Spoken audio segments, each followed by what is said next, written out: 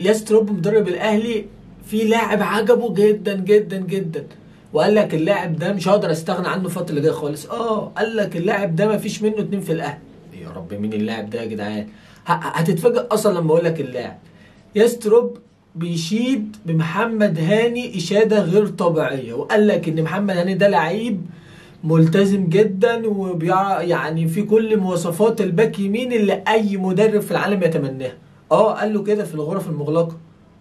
ده حقيقه ان هو اكتر لاعب عجبه في الماتش اللي فات كله بتاع الاهلي محمد هاني، وقال له انت تاخد العلامه الكامله، عشان انت مش عشان هو عمل الاوفر وخبطت في المدافع ودخل الجول، لا، عشان هو عمل بيهاجم كويس وبيدافع كويس، وكان عمل كل حاجه كان عايزها المدرب، او عمل كل حاجه المدرب قالها له في التمارين.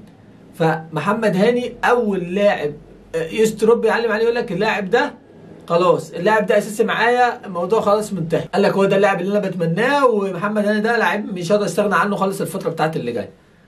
والله سبحان الله، محمد هاني اللي كان بياخد انتقادات من هنا للسنه الجايه بقى احسن لاعب في الاهلي بالنسبه لمدرب الاهلي. فهنشوف محمد هاني هيعمل ايه الفتره اللي جايه. اتمنى ان هو يبقى مستواه كويس قبل افريقيا حتى، وينفع الاهلي وينفع منتخب مصر. هنشوف الفتره الجايه الاهلي هاني عامل ازاي. نخش بقى في ايه يستروب عنده مشكلتين مع لاعبين كبار جدا. اول حاجه انتقد تريزيجيه. قال لك تريزيجيه يا حبيب قلبي انت بتاخد الكرة تلف بيها القارة ليه؟ قالها له كده. انت دلوقتي بتقعد الكورة بتتناها في رجليك كتير من غير فاعلية. العب مع فرقتك، احنا عايزين نلعب فريق منظم مش فريق فردي. الحلول الفردية ليها اوقاتها، بس لازم الكورة ما تبقاش في رجليك كتير، ودي اكبر حاجة شافها عيب في تريزيجيه. وقال لتريزيجيه لازم تشتغل على النقطة دي، عشان الكورة في رجليك كتير مش صح. ودي حاجه حقيقيه. تريزيجيه ساعات بياخد الكوره عايز يعمل كل حاجه. هو تريزيجيه لعيب جامد جدا، لعيب كبير جدا، لعيب من اهم الصفقات اللي جت للاهلي، وانا مقتنع بكده تماما. واهم يعني في من اخر 7 سنين مثلا منتخب مصر تريزيجيه شايل المنتخب مع صلاح، وكان ايام عبد الله السعيد وصلاح وتريزيجيه كانوا هم اللي شايلين المنتخب. فده تريزيجيه جامد جدا، بس هو تريزيجيه الاهلي عايز يعمل كل حاجه، ودي اكبر مشكله عند تريزيجيه. ودي يستروب لاحظها من اول مباراه، وقال له لازم تشتغل على النقطه دي. انت هنا بنلعب كواحده كفريق واحد، مش لازم تعمل كل حاجه في الكوره. دي النقطه الاولى اللي شافها عيب في تريزيجيه. النقطه الثانيه، اللاعب الثاني اللي هو انتقده زيزو. انتقد زيزو، قال له انت لاعب جامد جدا في ناحيه في الهجوم، لاعب جامد جدا في الناحيه الاماميه، بس انت عندك مشاكل جدا دفاعيه، مشاكل كبيره جدا دفاعيه. قال له لا يا كابتن، قال له انت ما بتدافعش كويس، ما بترجعش تدافع كويس، ودي انا مش عايزها. احنا بعد كده اي تعليمات ادالك ترجع تدافع، انت مش بتهاجم بس. ودي المشكله الثانيه اللي شافها في الاهلي في الماتش اللي فات بالنسبه لزيزو.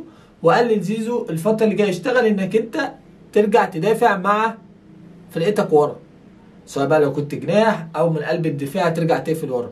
مش عايزك تنك على الماشي كده، اللي هو بدافع على الماشي، لا، هو عايز لاعب ارجع على طول. وكمان زيزو عنده القدره دي لان هو قوي بدنيا، فيقدر ان هو يرجع ويهاجم. يعني هو من احسن لعيبه الاهلي، او احسن لاعب في الاهلي بالنسبه لي بدنيا. يعني بدنيا قادر يجي طول ال 90 دقيقه، قادر يلعب ال 90 دقيقه كلها.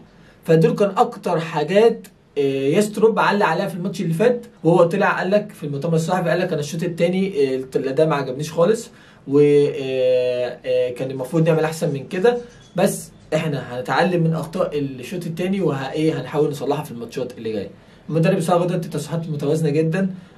لغايه دلوقتي اكيد طبعا ما ظهرش اي دمحات ليه، لسه هو اصلا بيتعرف على اللعيبه. يعني اكيد الماتش اللي فات عادل مصطفى هو اللي كان بيمشي الدنيا، بس هو لسه بيبدا يكتشف الفريق.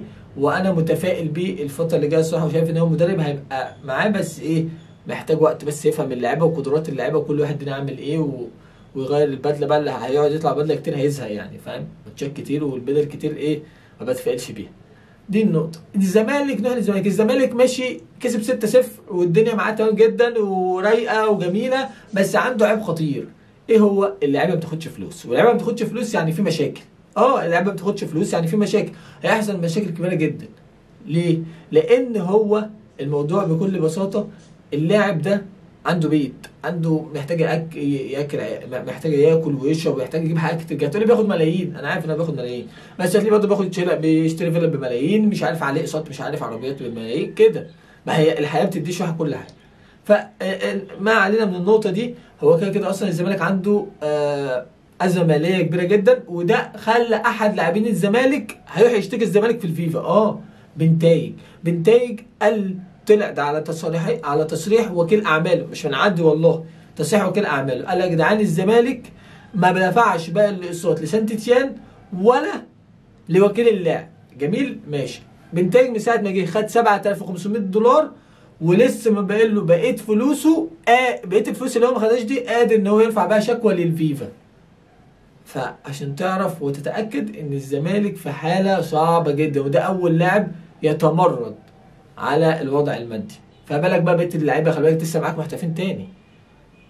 فلازم تعرف ان دي مشكله كبيره عند الزمالك، لازم الزمالك يحلها باسرع وقت ممكن، ولو هيقعد يستنى الارض بتاعت 6 اكتوبر يبقى مش هيحل مشاكل خالص.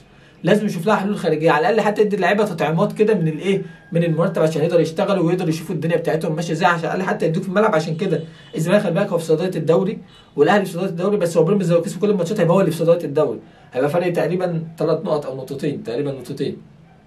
فده يرجع يقول للزمالك لو مشى بالنقطه دي هيستحملوا مره 2 3 هيقعوا، مصيرهم هيقع لو تنهم ماشيين بالطريقه دي. لازم على الاقل يدي اللاعيبه لو جزء صغير من المرتب. ده كان كل حاجه في حلقه النهارده. لو عجبك الفيديو اشترك في القناه وتفعل زر الجرس، واتمنى كده وانت ماشي فعل انت اتمنى قبل ما نبدا الحلقه ما تنساش تشترك في القناه وتفعل زر الجرس عشان القناه توصل وتتشاف من ناس كتير، يعني اللايك ده بيفرق كتير جدا.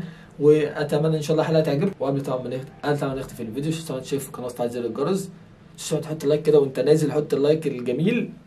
سلام.